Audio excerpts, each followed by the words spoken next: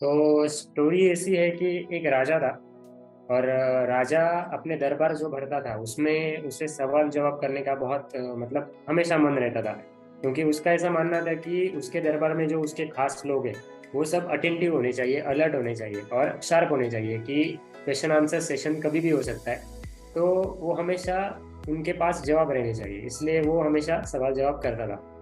तो एक बार उसने ऐसे ही पूछा दरबार में कि ज्ञानी लोग जो होते हैं, बड़े एक्सपीरियंस जिनको होता है, वो लोगों को हमें सुनना क्यों चाहिए। तो बहुत से लोग थे दरबार में, सबने अपने अपने हिस्से का आंसर दे दिया। उसके मतलब सब आंसर ठीक थे, लेकिन उसे मतलब जो बोलते हैं ना हम कि हिट नहीं हुआ आंसर, वैसा ही उसके बारे में हुआ। तो वो वेट कर रहा था कि कोई तो एक अलग आंसर बताए। तो उसका एक प्रधान था।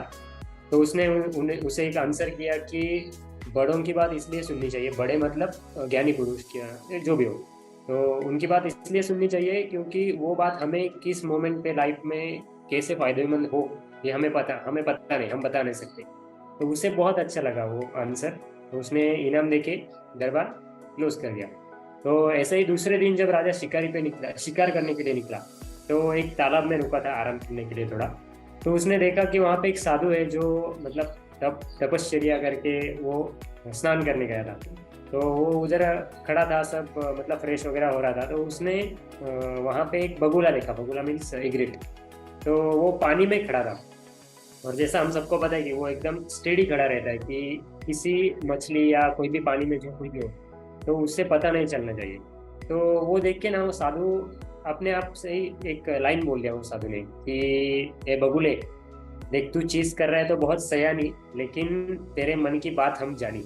तो ये बहुत कैची लाइन था, तो राजा को मतलब वो पसंद आ गया। तो वो गुनगुनाने लगा और वो निकल पड़ा। तो जैसा कि वो घर पे जा रहा था राजमहल में, तो वो गुनगुनाता था, चल रहा था, तो उसे बहुत पसंद आ गई। ठीक है, वो दिन खत्म हो गया और दूसरे दिन का मतलब हर वीक में राजा अपनी दाढ़ी शेविंग वगैरह मतलब ट्रिम करता था। तो दूसरा दिन जो था वो उस दिन वो करने वाला था। तो राजा के कुछ प्रधान जो खास लोग थे उनमें से दो तीन लोग ऐसे थे कि जिन्हें राजा पसंद नहीं था। तो वो मारने की प्लानिंग कर रहे थे, राजा को खत्म करने की। तो उन्होंने क्या किया, वो जो नाई आने वाला था दूसरे दिन, उसको थोड़े पैसे दिए, थोड़ा सा डराया धमकाया थोड़ा सा, और उससे कहा कि दाढ़ी काटते काटते आप गला ही काट देना है उसका, राजा का। तो अभी किसी मतलब खास आदमी ने तो बोला, इसलिए तो फॉलो तो करना पड़ेगा। इसलिए वो नाई तैयार हो गया। ठीक है, दूसरा दिन आ गया। जैसा हमेशा की तरह राजा अपना गुनगुनाता चल रहा था, आया वो बैठ गया और बोला कि नहीं चलो अपना काम शुरू कर दो। तो नाई ने जब से काम मतलब करना शुरू किया, हाफ दाढ़ी तक आ गया, वो कट हो गई। और पीछे ही खड़े जो थे वो खास लोग जिन्होंने उसको राजा को मारने को बोला था, तो उन्होंने उसे इशारा कर दिया कि अब तू गला काट दे। और उसी दिन राजा को वो साधु की वो लाइन याद आ गई। उसी दिन वो बोल गया कि अरे जो चीज तू कर रहा है बड़ी सयानी, लेकिन तेरे मन की बात हम जानी। तो उसी मोमेंट पे जब ये सुना वो नाई ने, उसके हाथ से तो हथियार ही गिर गए, वो सीधा राजा के पैर पड़ गया कि राजा मेरा ऐसा कुछ इरादा नहीं था, मैं कुछ करना भी नहीं चाहता था, ये आपके जो दो लोग हैं इन्होंने मुझे बोला कि आपका गला काट देना है।